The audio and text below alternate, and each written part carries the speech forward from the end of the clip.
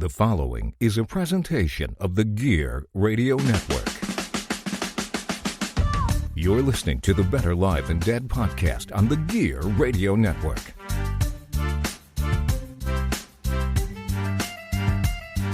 And with that, we welcome you to the Better Live Than Dead podcast, episode number 172.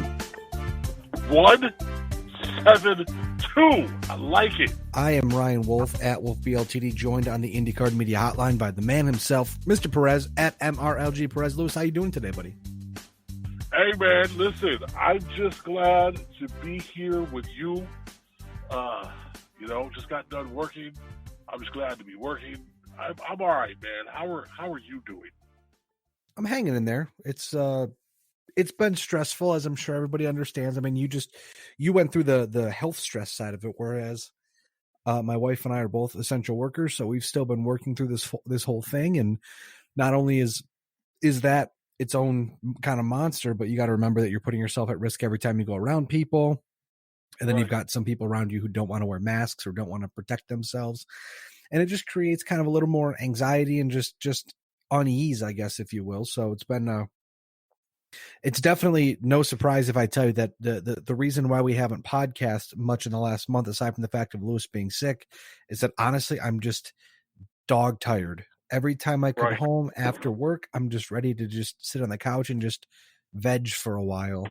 And I struggle putting together a comprehensive thought because first off, there's not a whole lot happening in sports. I mean, we did have the NFL draft and there's some news in the Major League Baseball that we can talk about here in just a few minutes. But for the most part, Lewis, I've just been very tired and very hard to stay on top of things until really Saturday and Sunday are those kind of refresh, relax, and restart kind of days. But aside from that, Monday through Friday, it's rough.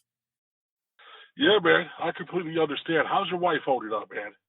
She's doing well. I mean, the start of it, things were very difficult, but as time has gone on, it's not necessarily like she's gotten used to it, but she's got herself into more of a routine, which is very good for her mentally and physically.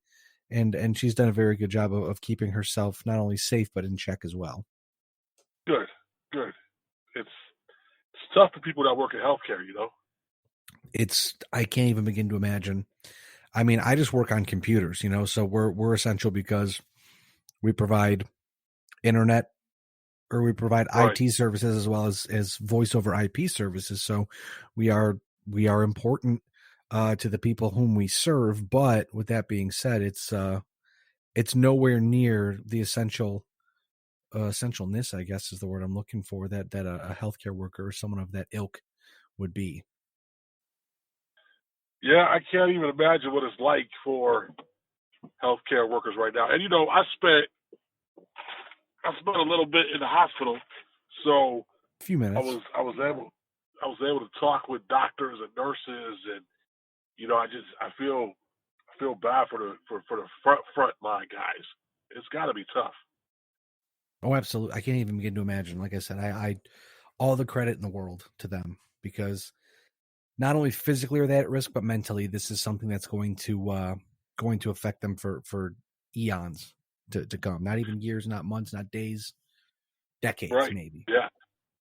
I mean, a couple of days after I got out the hospital, I went over to Ridge Donut Cafe and bought a couple dozen donuts and dropped them off at the hospital for the department that I was in while I was there, just to show my appreciation for what they were doing. It's not nothing big, but it was, how I thought I could show some appreciation. And, I really hope that they enjoyed donuts because it was Ridge Donut Cafe and those donuts are awesome. It's hard not to enjoy those. But, I remember when you used to come to the old podcast studio over on Greenfield in Greece, and you'd bring those glazed blueberry donuts. I'll tell you what, I was not a big fan of blueberries before that happened. And then I started having those glazed blueberry donuts, and I'm like, you know what? This is way too good. And I had a bunch of them. Exactly. But how are you? How's your health? How are you doing? We know that your mom is on the mend. You're on the mend. Your dad is on the mend.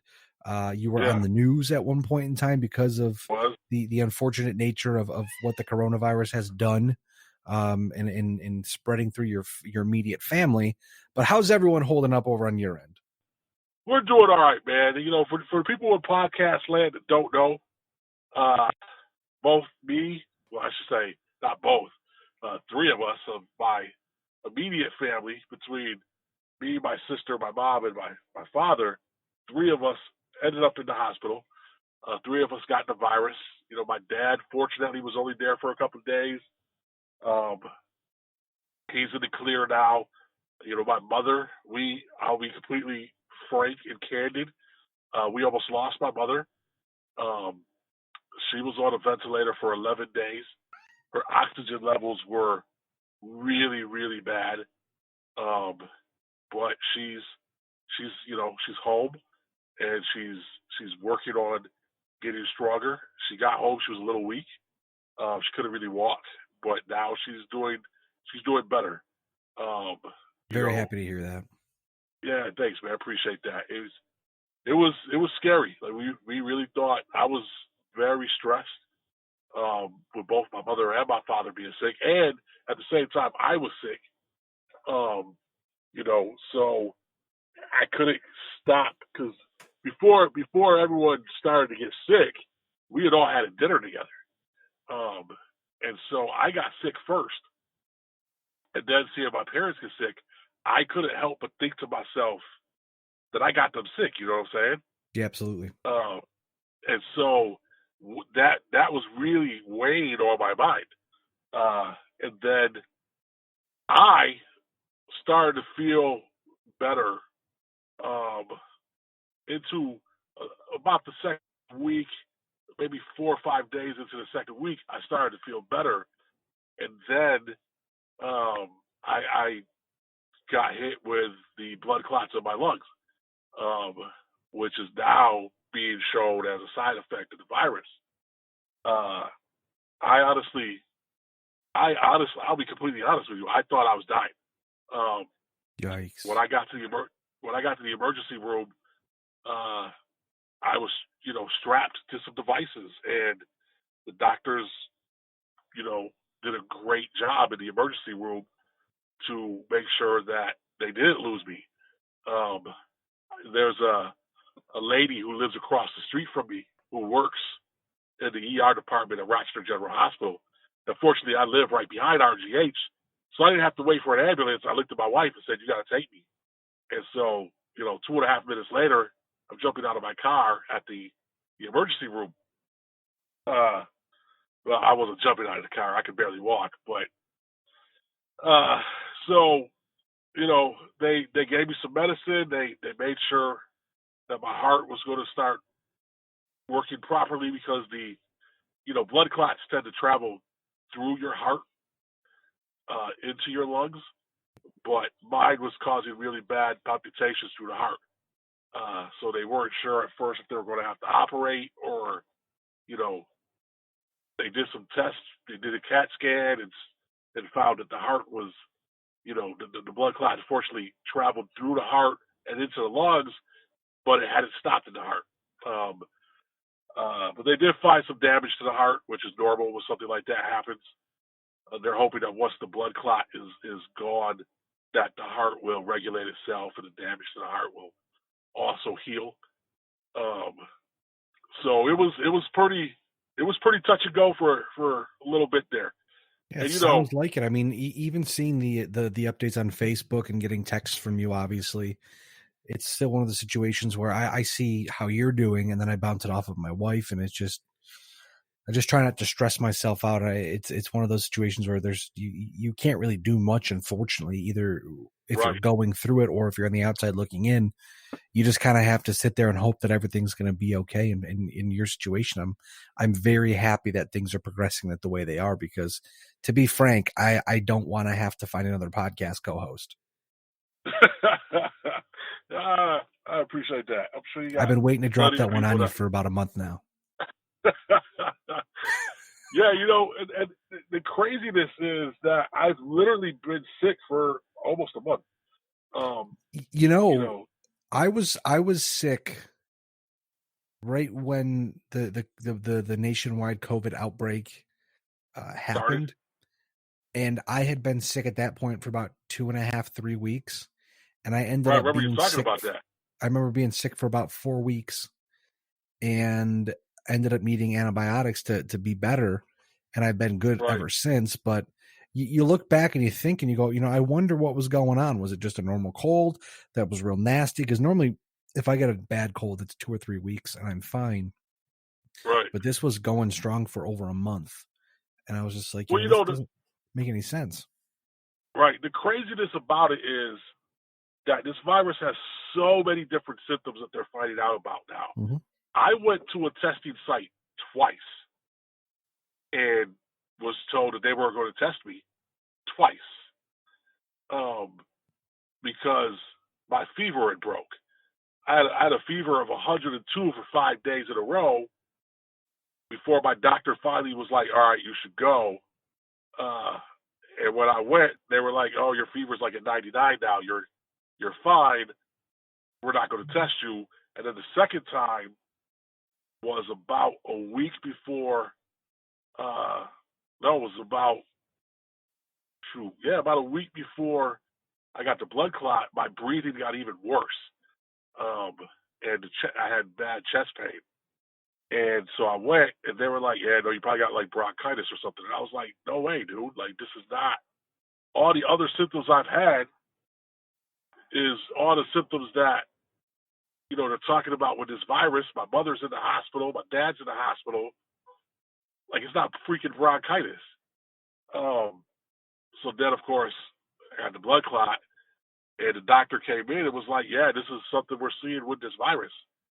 It's not well publicized yet, but it's definitely something we're seeing with the virus. And we checked your blood. You got the antibodies, so you definitely had it. So, I went twice, and they wouldn't test me.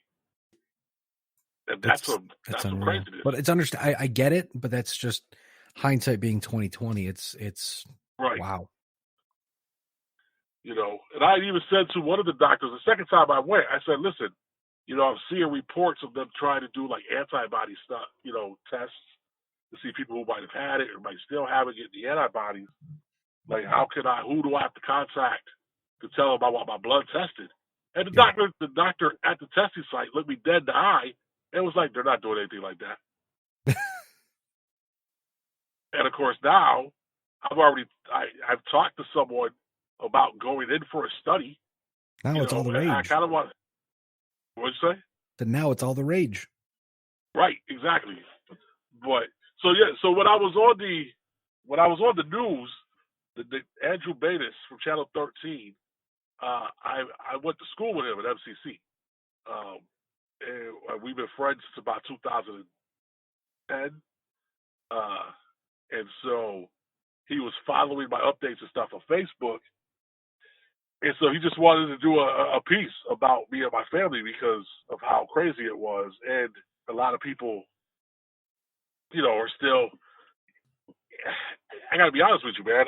I got friends on Facebook who I know personally who are still saying this whole thing's a hoax.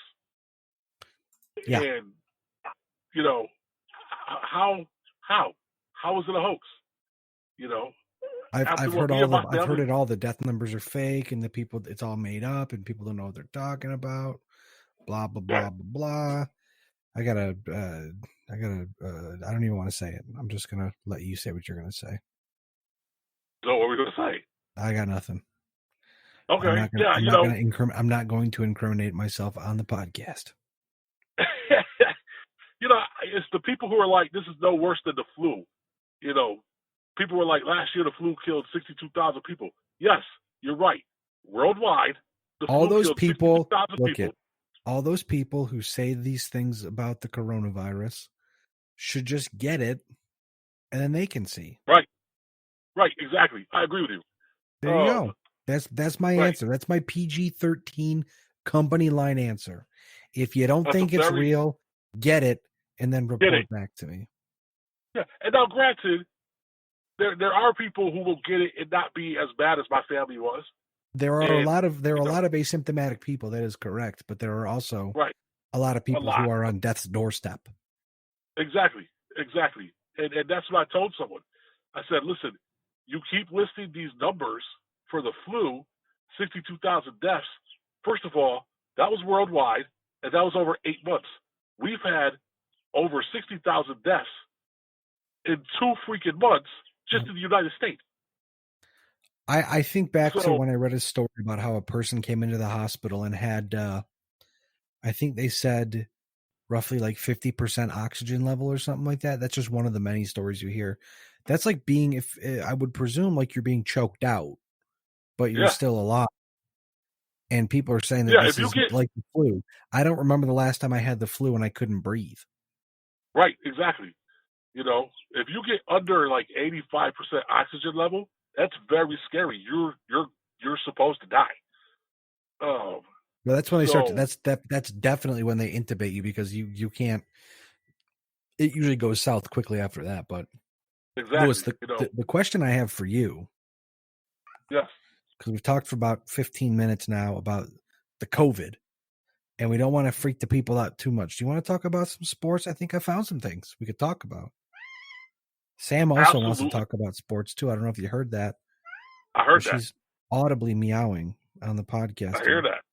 She just wants to jump up and hang out with me. Hold on a second. Let me move my microphone back. Nothing wrong with that. Come on, Sam. I think she just wants to chew on some cords. Anyways, so we've been hearing about Major League Baseball. They seem to be on top of it in terms of in terms of trying to get their season back in order. Now, John Heyman, at John Heyman on Twitter, says there is no official target date for Major League Baseball, but July 1st is a good estimate for the goal and the date heard most. They'd be pleased to get in half a season plus expanded playoffs, 14 teams possible instead of 10, though. If July 1st is doable, they could get to 100 games. So we have that. But then Joe Doyle, at Joe Doyle, MILB, he is a contributor at Baseball America and a few other places.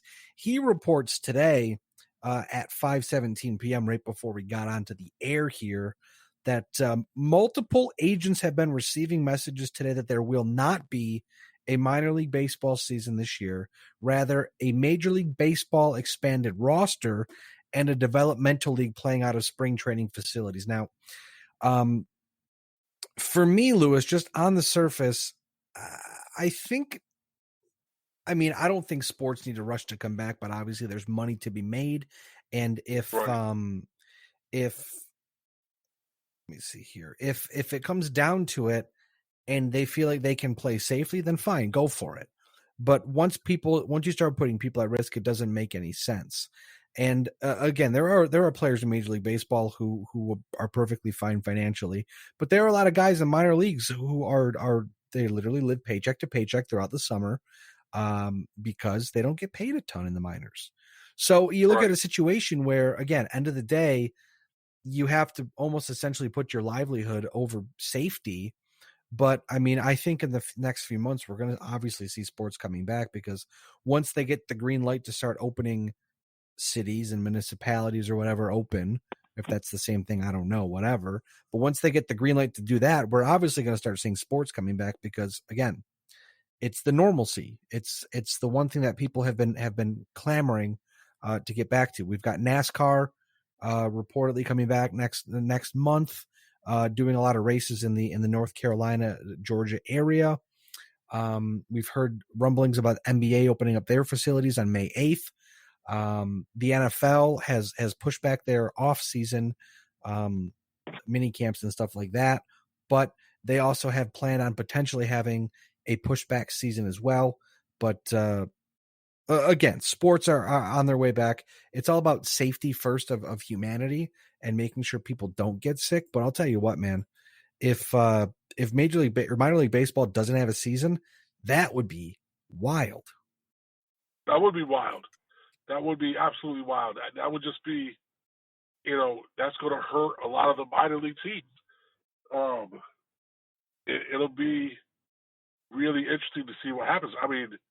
Here in our area, I'm in Rochester, and we got the Rochester Red Wings, and I go to a few games a year. Like, I love going to the baseball game. And Dan Mason, who, spoiler alert, was going to be on the podcast. We had scheduled him for an interview. And then literally days after the COVID epidemic struck and everything got shut down. So then we postponed it for a later date. But he has said if there are no fans, there's no minor league baseball because those minor league baseball teams make their money off the fans and off the concession stands. So it makes sense because at this point, if you go out and you say, well, we have to have Red Wings baseball, like, yeah, we do, because we don't need to have it, but we want it because it's that summer normalcy. It's that going back to life feeling where everyone's like, we may be, in a messed up place right now, but at least I can go down to Frontier Field, get a cold beer and a hot dog and watch a baseball game. So if that's not there, people get upset. But then again, they can't really survive without us, like they said. So end of the day, it probably makes the most sense if that plan is a real thing. It is a reputable source. If that does happen, it would make sense. It would suck, but it would make a lot of sense. Yeah, no, it would make a lot of sense. But, at the same time, I think people are clamoring for that sense of normalcy, and having sports back would be a good step towards that.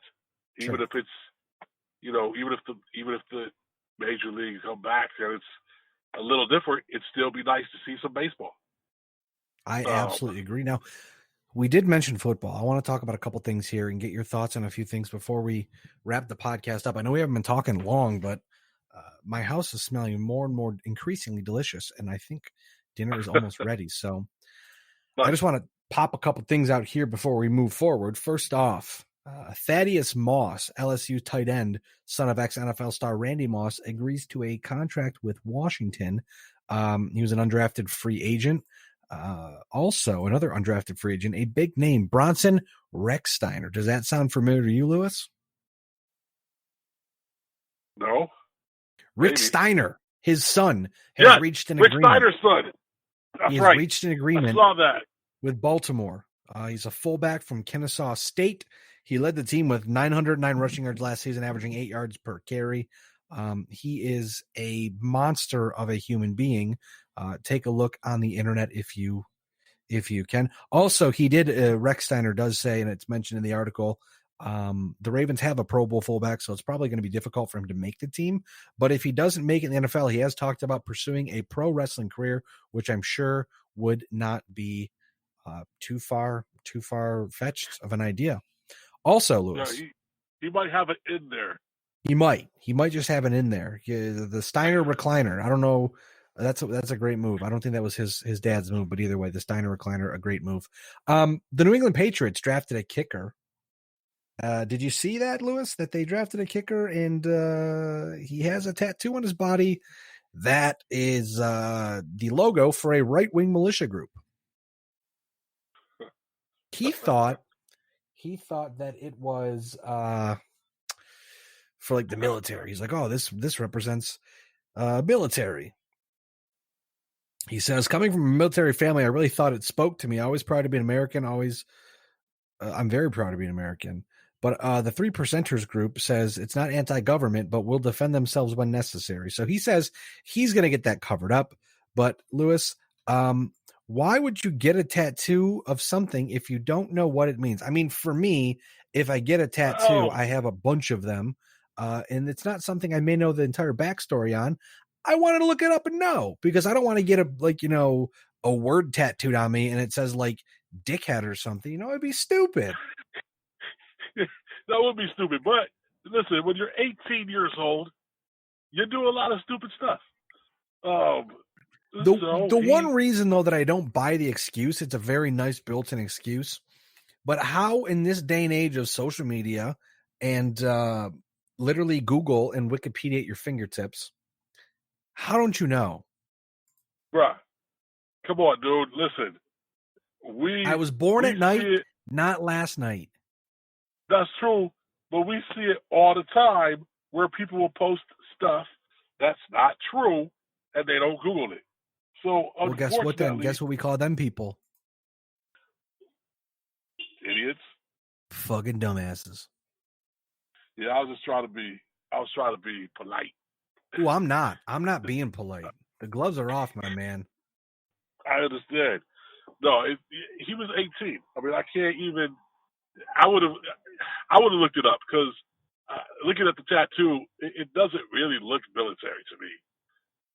No, it's the logo. It's the three Roman numerals for the 3%ers. Like I said, it's not smart. I understand you're young and you make stupid mistakes, but I'm not going to vouch for him because he's a Patriot, and the Patriots suck ass.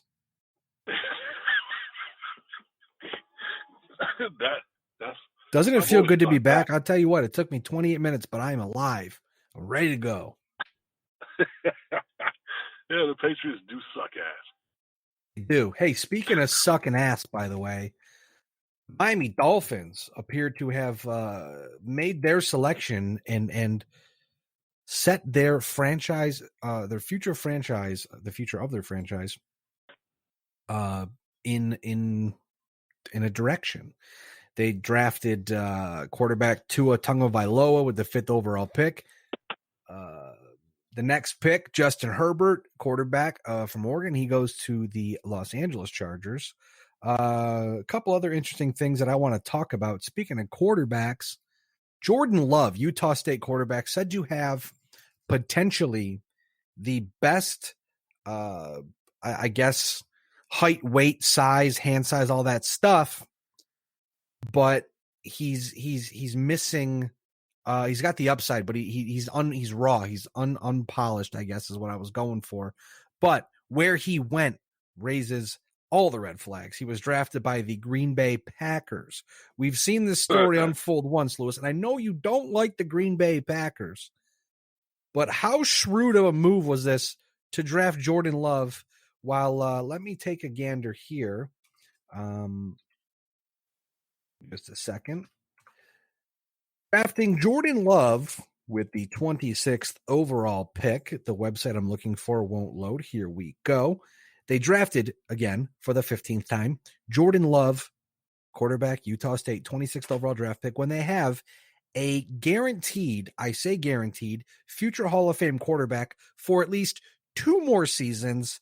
And he has 4 years left on his deal, but they can cut him in 2 years because if they were to cut Aaron Rodgers now, it would cost them over $51 million this year, and it would cost them $31 million next year. So, Lewis, how shrewd of a move was this by the Packers to draft a raw Jordan Love? I think it was very shrewd of them. I think it's a good idea. I mean, that's just, one way to say. For a team that we saw a weird statistic we've seen. All the great quarterbacks have had first-round talent around them. Aaron Rodgers has thrown 1 touchdown to a first-round pick, and it was Mercedes Lewis last season.